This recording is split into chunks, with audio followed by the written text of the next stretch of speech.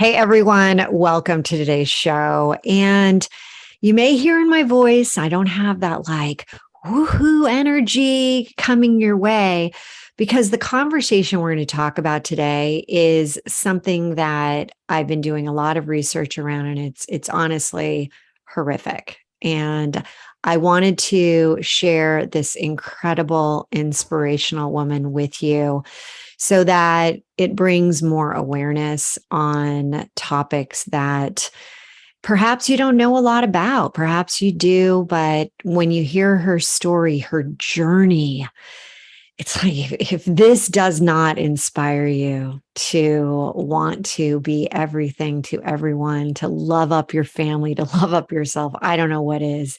So today on my show, I have Sara Im. She's a survivor of mass genocide in Cambodia, the event that claimed almost 2 million lives.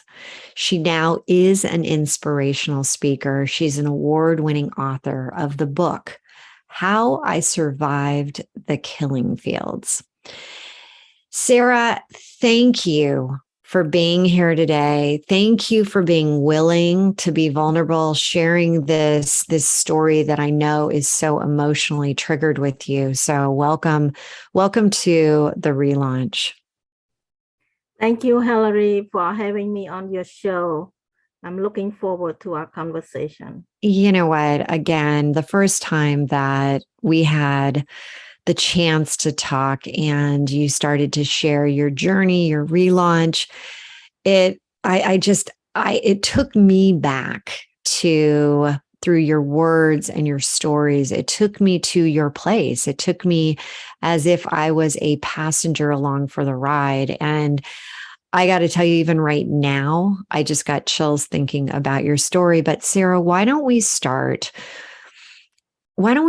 at the moment that this was all going down, like this massive relaunches that's happening? Why did it start? What was really going on in your world? And bring us to that place. Okay, so I am going to share with you my journey, my story. I grew up in Cambodia, and I was loved and secure. I was a firstborn child, and my parents loved me so much, and they don't want me to become a farmer. They know that farming is hard work. So they encourage me to get higher education. So that's what I have. I keep in mind, I say, okay, higher education. So as soon as I graduated from high school, I went on to college. That is awesome. Awesome. And you graduated from Western Connecticut State University. Yeah. So yeah, that's my achievement, because my family just put in my mind that that's the way to go, honey. You keep going. So now, do you want me to go back to Cambodia or just You know what? I do. I want you to tell us what was going on in your life when the genocide began to happen, and share with us that experience of what was happening around you and to you. Sure. Yes. So now I was in college in the capital city, which is about 350 miles away from my hometown. That means I was far away from my family. And in Cambodia, family means everything to us. So when I'm far away, it seems like the fish out of the water. And but in pursuit of higher education, I don't mind. But during that time that I'm away from everybody, something really bad happened to Cambodia. That's when the communist Khmer Rouge took over our country. They came in the military style with tank, truck, big weapon, and soldier marching in the capital city. And that was the day that the whole city was shut down to celebrate New Year. Hmm. and everything was already shut down for them, make their entrance a lot easier. And I was hiding in the empty school building to protect myself from the gun, from the bomb and everything. But when they came in, we thought that it's going to be peaceful, no more So fighting. Sarah, so I'm clear on this. Are you in, I mean, you went to Western Connecticut State University. Are you in the States or are you in Cambodia? How did that all happen? Well, the Western Connecticut state, it happened later, like 30 I see. years. Okay. And So you were going to a college that was far away from your house in or your home in Cambodia, but it was still in the general area. yeah, in Cambodia. Okay, Yeah, got it. That makes more sense because I'm like, I just told everyone you went there. And I'm like, okay, we want to make sure we understand. So you know that this is coming in, the military are coming in. And so at that point, do you go back to your family? I cannot go back because everything was shut down, including the transportation. Mm. And I couldn't call home either because back then there was no cell phone and the post office was shut down. Everything was shut down. That means everything.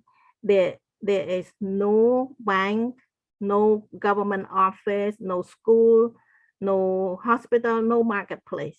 So we cannot go out and buy anything. We were just completely empty-handed. Whatever we have in the house, that's it. And they pursued to evacuate the whole city. Evacuation, the capital city. I mean, hundreds of thousands of people live there and they don't want anybody to stay in the house. So I was evacuated. So did they come by your house and did they pound on the door? How did they tell you it's time to evacuate? They came door to door. There's a lot of soldiers came door to door and pointing the gun at us to leave right away. Hurry. And so what did you grab as you were leaving? A few clothes and a little bit of food. And so at that point, you're leaving your home. You're not with your family. Are you with friends from school? Who are you with at this point? At that point, I was with my uncle. He lived in the suburb, but I I went to his house just before it happened, and then he brought us the whole family back to the city to find a hiding place. So I was hiding with my uncle and his family. And when you're saying you're hiding, so you were hiding from the bombing that was Mhm. going on, Yeah. so you're in your house. And how long were you hiding? For only a few days, 2 or 3 days. Okay, so for a few days, you're in lockdown. You're really trying to, you can't go outside because you're here. Are you here? What's going on around you? Like gunshot, like like bomb, but it's not really a big bomb, more like a grenade or automatic weapon firing here and there. Mm. So we don't know what is coming our way. So we're just hiding because in the strong building, it, we hope that it will protect us from the gunshot. And so you can't listen to, there's no TV, there's no radio. You're really, you don't have any connection. You don't have a clue of what's going on. That's correct. Oh, Yeah. how scary is that? And so can you tell us what started this? I mean, what was going on in Cambodia that this bombing and this takeover was even occurring?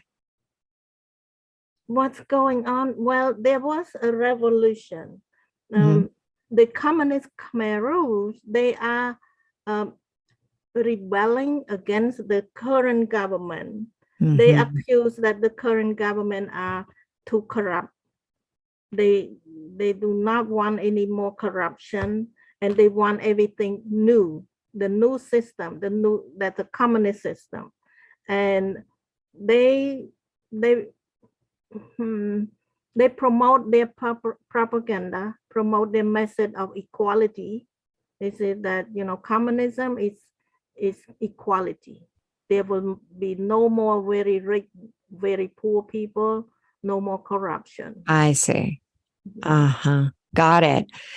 So before this bombing started to occur, were you concerned about your safety, your family? Well, not at all. Before that day, a few days, the sound of the gunfight and so on, it's so far away.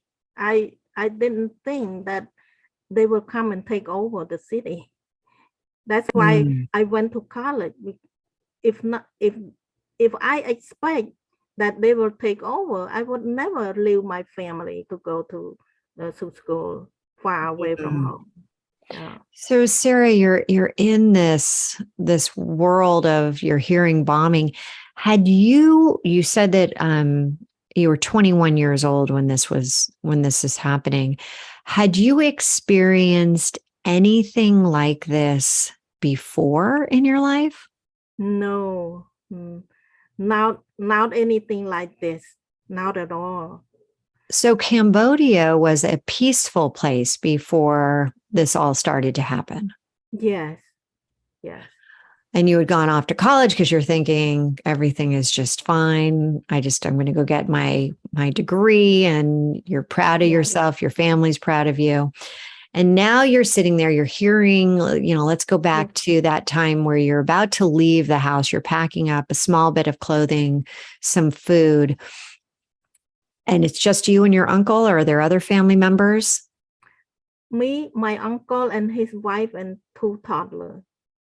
Two toddlers. How old were the kids? The kid, I think the older one is 3 years old, and the younger one is maybe 1. Oh my gosh. So you're with a 1 and a 3-year-old, and then your aunt, your uncle, and yourself. And so you walk outside and the soldiers are there. What happens? The soldier just keep pointing the gun at all of us to keep going away from the city. So Sara, where were you going? Where did you, what was going through your head at that point?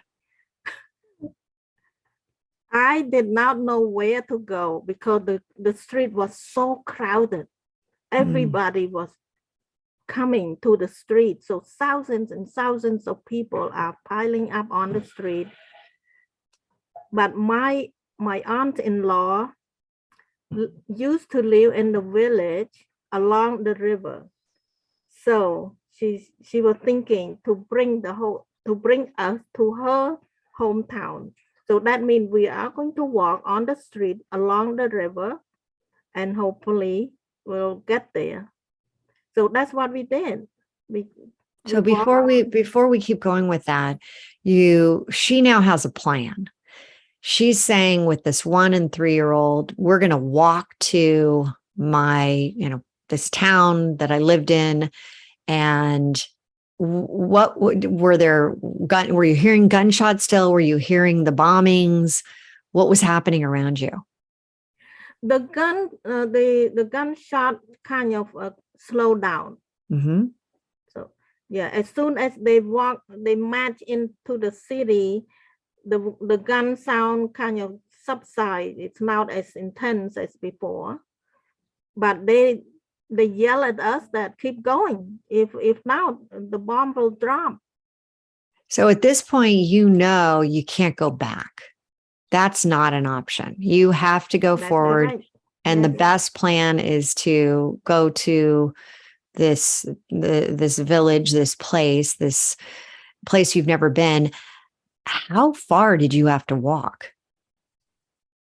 Oh, I don't know how far, but about more than 100 miles. More than 100 miles. And was there a point where you didn't have any food? There was no food left?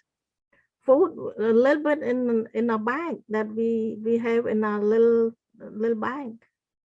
But 100 miles and you've got 4 people. That must have been really hard to figure out, like, how are you dividing the food up? Was there any food along the way that you could buy or find? We have some raw rice that we pack, and we have a little can, a little small pot, so we can make fire and to cook the rice. And we have some dry food, dry meat, and that's all we have. There is no restaurant or no supermarket that we can buy anything. And at this point, are there other refugees along the way? Are there people? Other people just like us. Just trying to figure out what to do. Yes.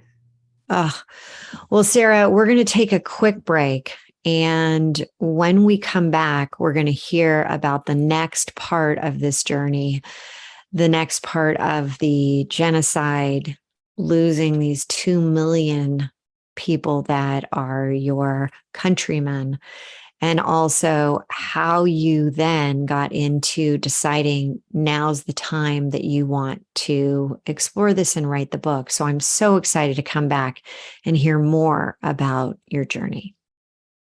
Thank you.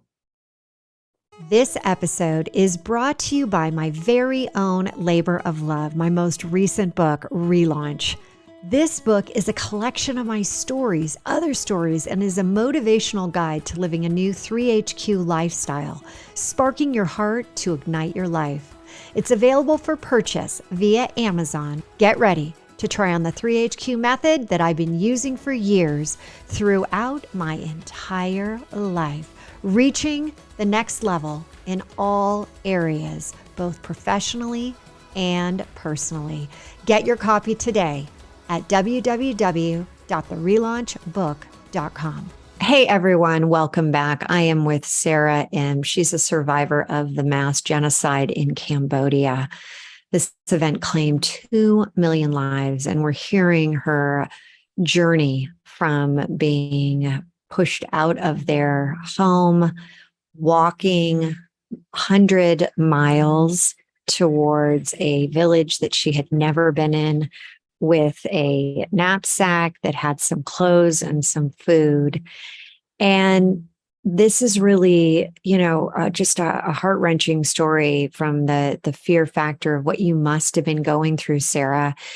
Take us back to this 100-mile walk that you were doing with 2 small toddlers, your aunt and uncle's children, the 1 and 3-year-old. What was happening? Give us some insight into your disposition and what was going on in your head. While we were walking, all I thought about was my family. What happened to them? And I want to be with them, because I remember my mom was just recovered from 4 years of paralysis when I was the caregiver. And as soon as she got well again, she was able to walk again, I went off to college. So that's why my mind was thinking about because you're thinking your mom was paralyzed for 4 years. She finally started walking again, but she wasn't a strong walker. Right. So that's all I was thinking about, and I was crying. I wish I was there with her. So you had the guilt of being like, here I am. I'm not with my family. You said that you were the oldest. I remember you saying that you had 3 brothers. They were there. And as you're continuing to walk, is this the opposite direction of where your family home was and your mom and your brothers? Yeah. So you're going in the opposite direction. You have, some rice, you have some food, but not a lot. And do you have any indication at this point of this massive killing that is happening in your country? I have no idea, but I did not know what to expect, and I would just go follow the crowd and follow the flow, and I have no suspicion about the killing. But my uncle, who is in the military, he is a soldier, and I saw him hiding, throw away all his military clothes, whatever he tried to strip away from getting known that he is in the military. Um, he know how to protect himself. That's why he changed his clothes, and he want to disconnect from association with a previous soldier. But for me, I was so naive. So that's incredible. So he knows that he is putting himself in harm's way if he has these clothing on him or in his knapsack, and he needs to make sure that he's, getting rid of those. What's happening, and the reason that this genocide, and a genocide, as what I understand, is when the government just starts to decimate the people that they believe are not going to kind of be on with the same beliefs and values that they have. Is that correct? What were you thinking about this? What genocide was meaning to you? The genocide, after all this over, after I gather all the facts, I realized that they try to group people, put a lot of people on their blacklist, and they gather the people that have anything to do with previous government. Mm. People that have higher education, and people that have a lot of money, rich people, wealthy people, and business people. So those are the target, and they took them away. They didn't tell us, they didn't kill in front of us, but they took them away. We never see them again. And primarily, how were they disposing of these people? What was happening to them? They took them in a truck, and first they convinced them that, oh, we need you help to come to the meeting to rebuild our country. But they execute them, they kill them. So majority of these 2 million people that died were killed execution style? Yes, about, I would say about more than half of them were executed, and then the rest were die by starvation or exhaustion through the work or disease. Or the what? Like myself, I was extremely sick. Oh, disease. And I was very sick and did not have anything to help me to get better. And I also was very exhausted because I can imagine. Sara, how long did it take you to get to that village 100 miles away? I think a few weeks of walking and sleeping on the ground. Right. Oh my gosh. So then you finally, was the weather, I would imagine you were okay from an inclement weather perspective. It was fairly comfortable in terms of not too cold in the evenings. Yes. Okay. Yes. So the biggest concern, it's tropical climate. It's okay. not. So the real concern was the food, and you finally get to this place. What happens when you get there?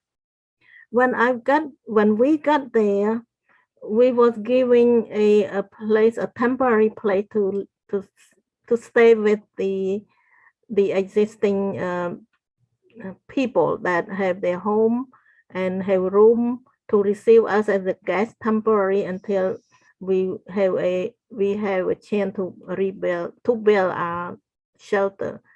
But in the meantime, they sent us to work in the rice field. And when you're saying they, it was the military saying every day you have to work. Yes. And Yes. so what would happen? Would they come and get you in the early morning hours? What did that look like? What time do you think that they showed up? Well, the owner of the house got up very early, and we had to go along with them to work.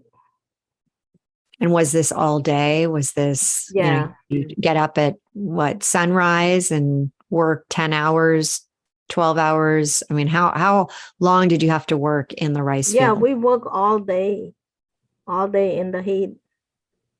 Mm. And so how long did that go on for? I cannot hear you. Can you hear me now? Yes. My question was, how long did that go on for?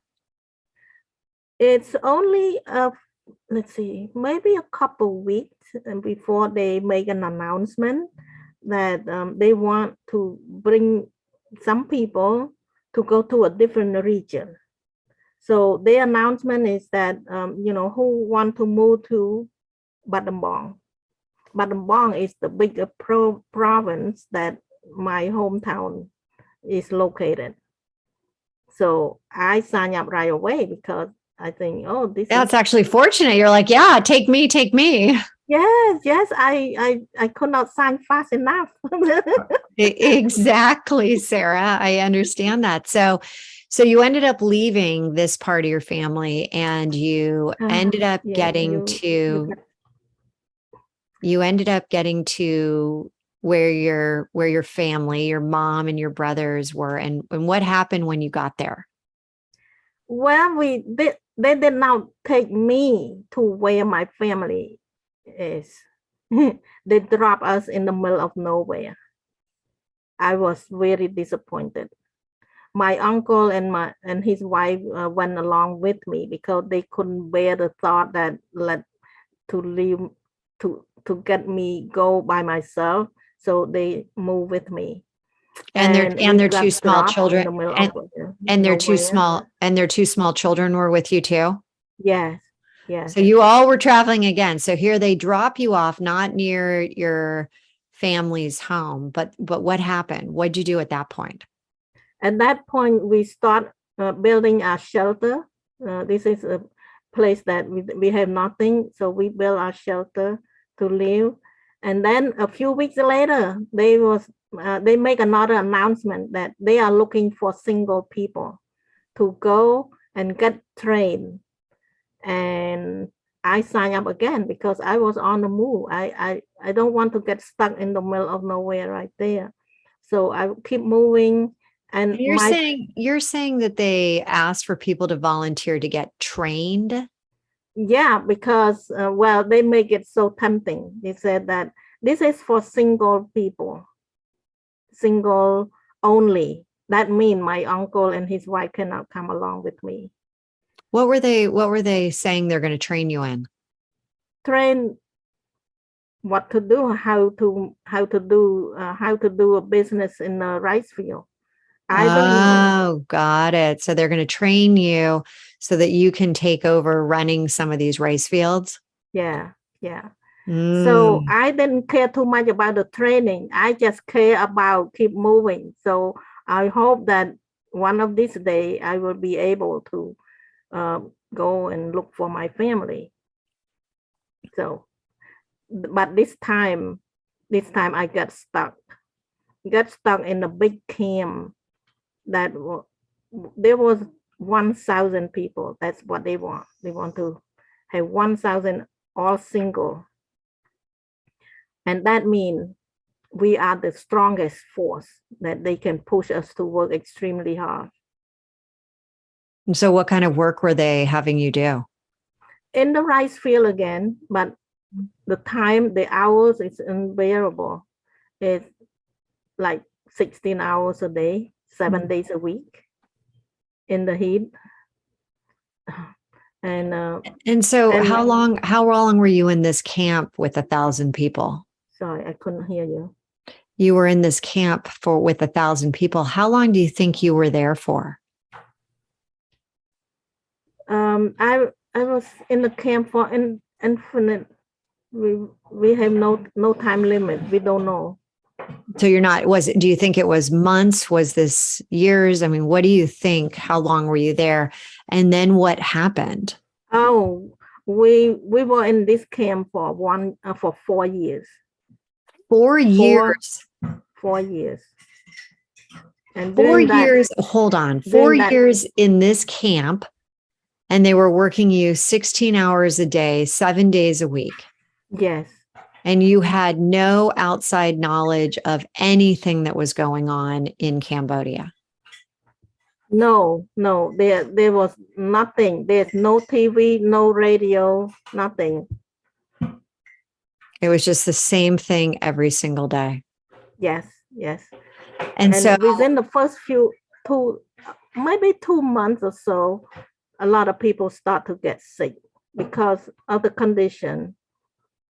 We will starve, exhaust, and then start to get sick. So me too.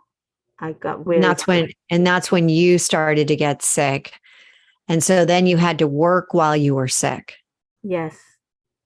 Yeah. And so 4 years into this, and then what happened? Keep going until one day I cannot do it anymore.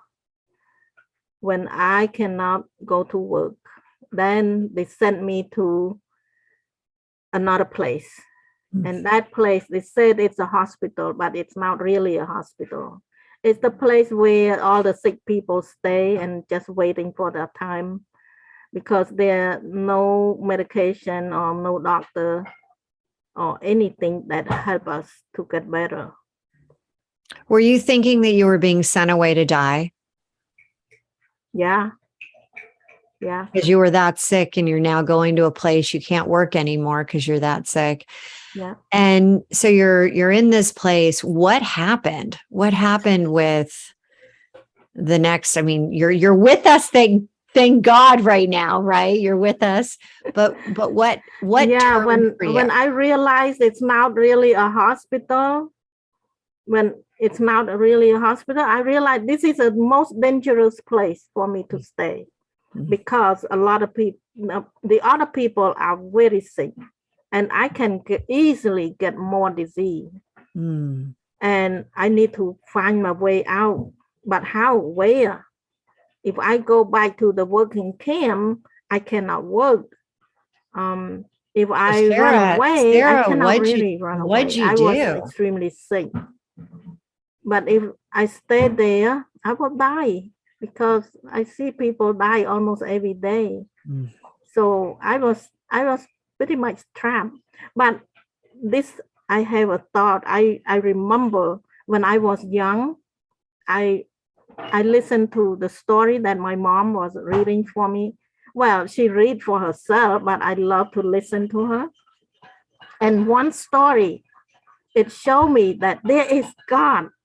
This God know everything happening on earth, and he see one bad person abuse the children and the woman, and God sent the angel to come and rescue them. And from that one story, I made up my mind that there is God. So I already believed since I was young that there is God. So well, it was wonderful. It's wonderful because so badly. It's wonderful. That God. Yeah, it's wonderful that this helped you overcome adversity and you had something bigger than you to believe in. But I need to know, you're in this place, you're so sick. How did you end up leaving there? How did you end up getting out of there? I cannot hear you. So my question is, how did you end up getting out of this sick ward? I start to pray at nighttime. I had to be careful that nobody see me praying, because they don't believe in any religion. They might kill me if they see me pray. So I pray at nighttime, and then finally, and one morning when I woke up very early, and I realized I have a little bit extra energy. So I decided to walk away from that sick place. So did you sneak out? Yes, I did. I did. Mm. So you're very weak, you're sick, but you're saying to yourself, I have to get out of here. You heard a voice that said, you need to do this. I feel a little bit better today after I've been praying. And then, and we're going to take it. You know what, Sarah? We got to take a quick break. When we get back, we're going to get into the rest of this story, but also hear about your family. So don't go anywhere. And when we get back, we'll talk about those things. Okay. This episode is brought to you by my very own labor of love, my most recent book, Relaunch. This book is a collection of my stories, other stories, and is a motivational guide to living a new 3HQ lifestyle, sparking your heart to ignite your life. It's available for purchase via Amazon. Get ready to try on the 3HQ method that I've been using for years throughout my entire life, reaching the next level in all areas, both professionally and personally. Get your copy today at www.therelaunchbook.com. Hey everyone, I am here with Sara Im, and we are talking about the mass genocide in Cambodia and how she was a part of this. 2 million people died. She was trying to get through the killing field. She's in the rice paddies, or rice fields, doing the rice and trying to stay alive. She gets sick, has to go to a sick ward, and realizes that this is really going to be the end for her unless she gets out. And imagine being that sick, trying to escape. But she prays. It ends up that she feels a little bit better one morning, and that allows her to sneak out. So, Sara, at this point, you're now on your own. You're not with your family anymore. What's going through your head now? And how do you even know which way to go? Yes, when I sneak out, I only know that I need to go back to where the working peoples are. I don't know how I'm going to do the work, but that's the only place where I know some people.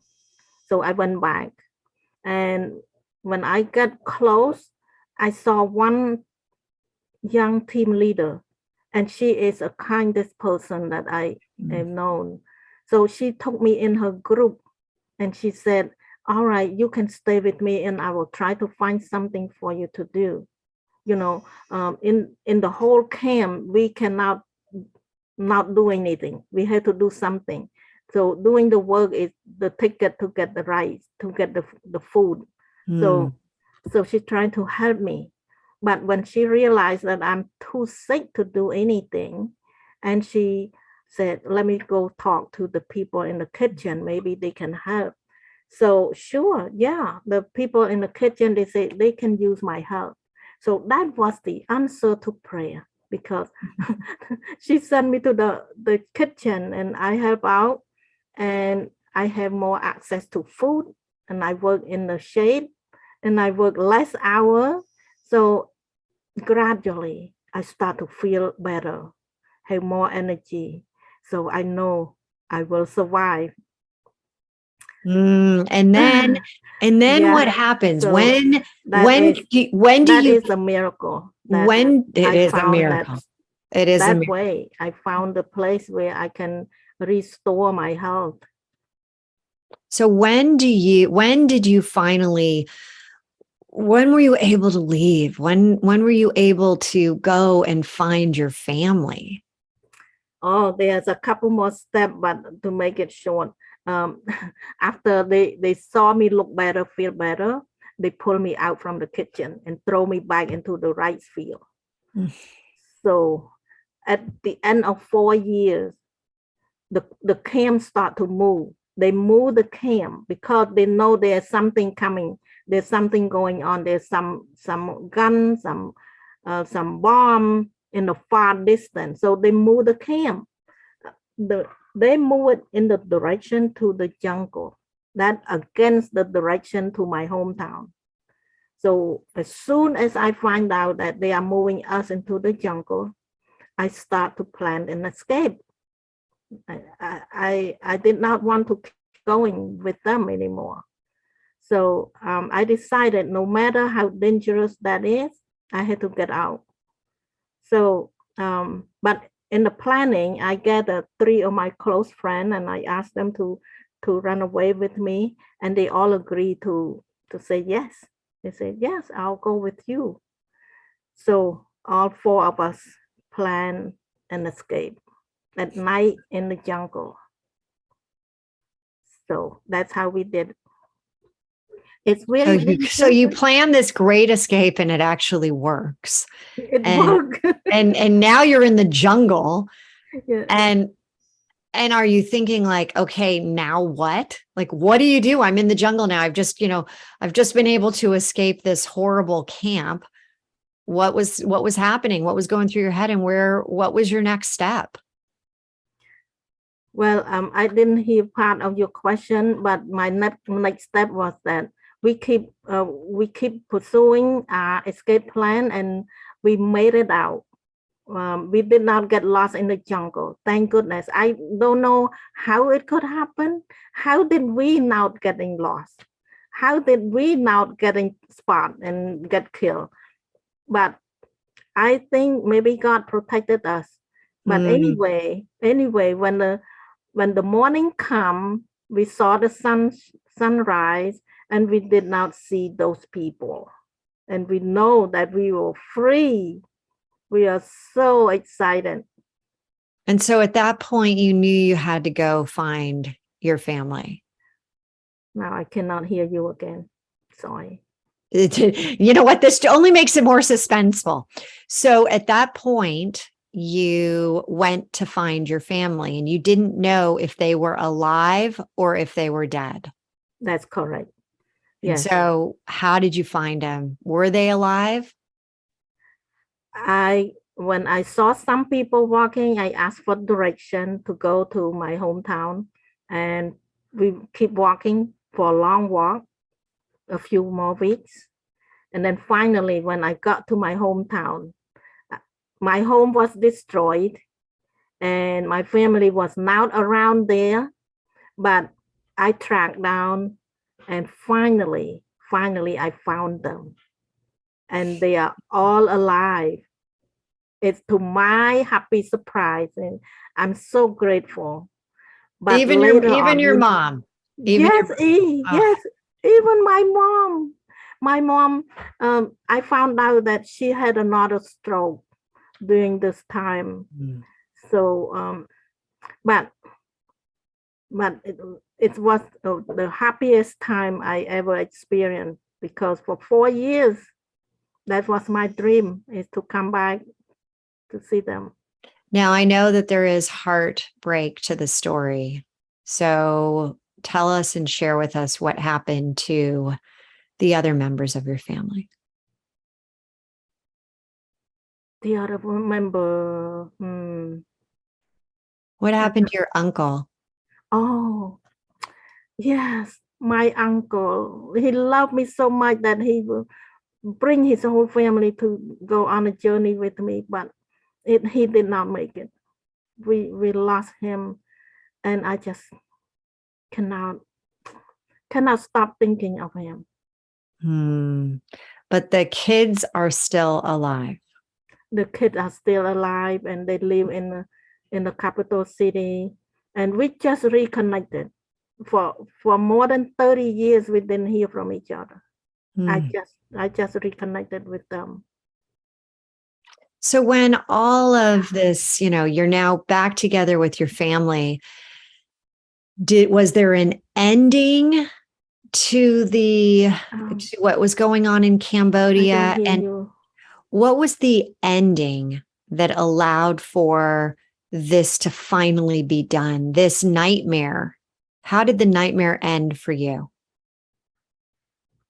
The nightmare end when my mom encouraged me to escape out of Cambodia, because I was the single woman and I was subject to be a victim. So she didn't want me to stay, and she said, you need to go, honey.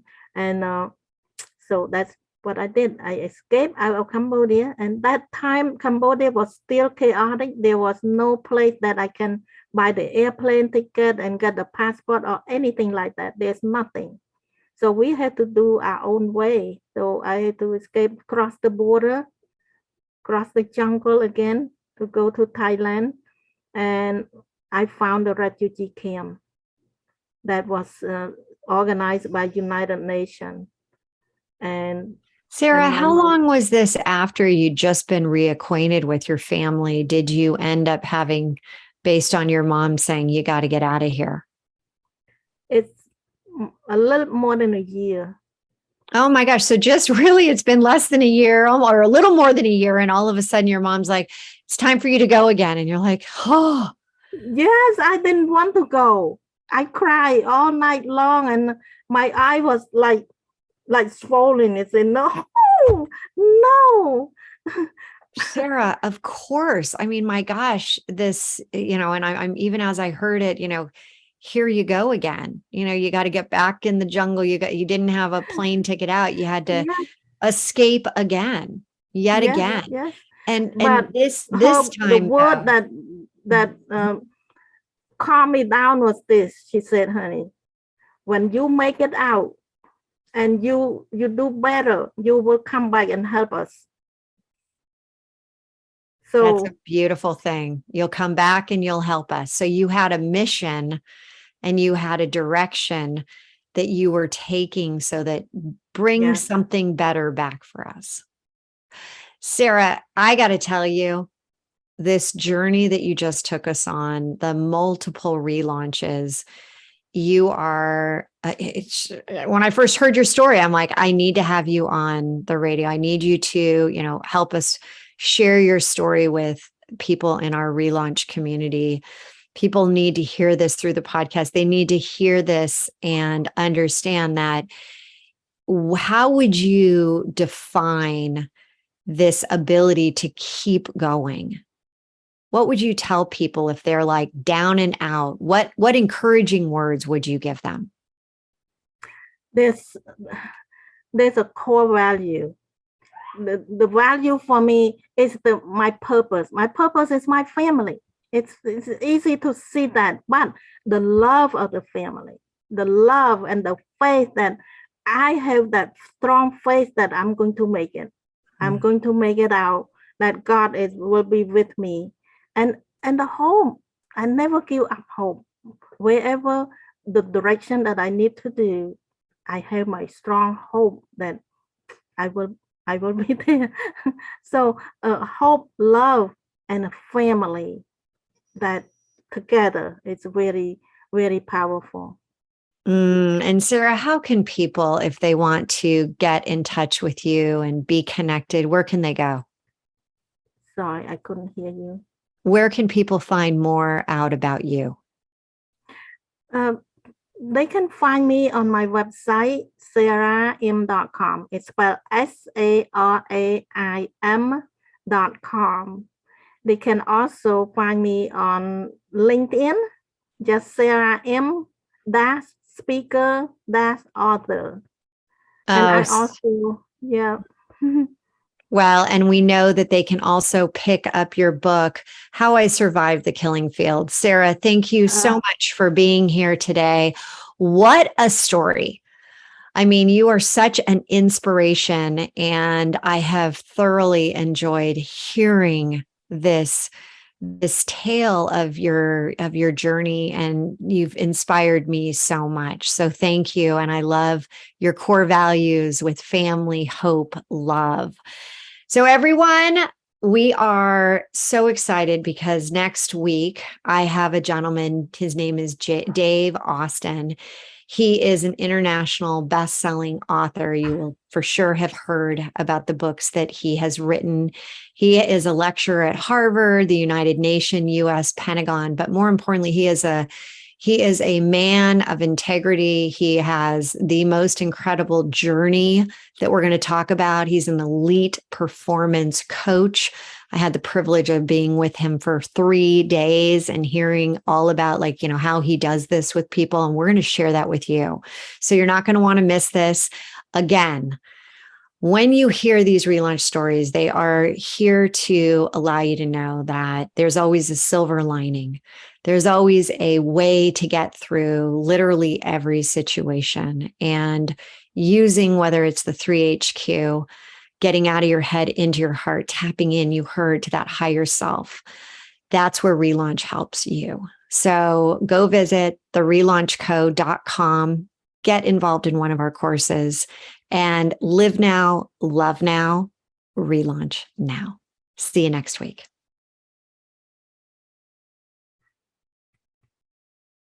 You are clear. Thank Great you. job, everybody. Thank you. You both have a wonderful week. We'll talk to you next time. You have a great weekend too. Thanks so much for your help. No problem. Bye-bye. Sara, wow, what a journey. That was unbelievable. And we made it through. God was on our side. Yes. Some question I only get half of it, so I might respond in the wrong way, but no, I think you did an amazing job. This was what would you say, out of all of what you just talked about, what was the hardest thing? What was the hardest thing about being in Cambodia, being in the killing fields, 2 million people dying, that you went through, that you're just, even now, just like, oh my gosh, I can't believe I made it through that? The hardest thing is not knowing what happened to my family. Yeah. It's the separation, it's the disconnection, it's the silence. And that was something you had to deal with every single night, every day, all hours, just getting through it.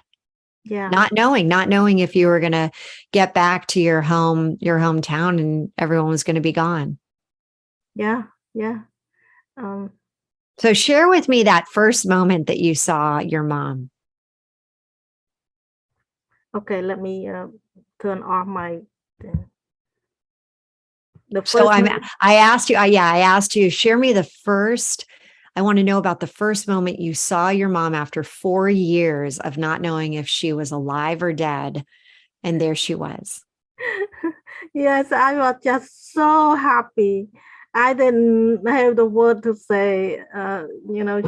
She was so happy as well. So we just hug and laugh and hug and laugh. And my little brother just come and hold on to my hands and just squeeze my hand. Don't go again. My mom told me long later, she said that her first saw me, she didn't recognize me because I was just so out of shape. I was just skin and bone. She only recognized my forehead. She only recognized the forehead. That's so great. Oh, Sara, this was such a treat for me to hear your story. Thank you for taking me through it. Thank you for taking everyone through it. And I think you're gonna change a lot of people's lives when they hear this. Thank you, Hilary.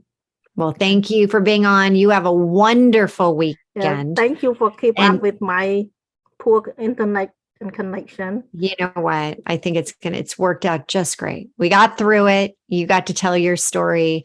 I heard it. So it went just the way it was supposed to. So Sure. Thank you. Have a great weekend. We will be in contact to let you know the exact date that your show is going to air. Okay. Okay. All right. You take care. Thank you again. All righty. Thank you. You too, Bye-bye. Hilary. Bye-bye. Bye now.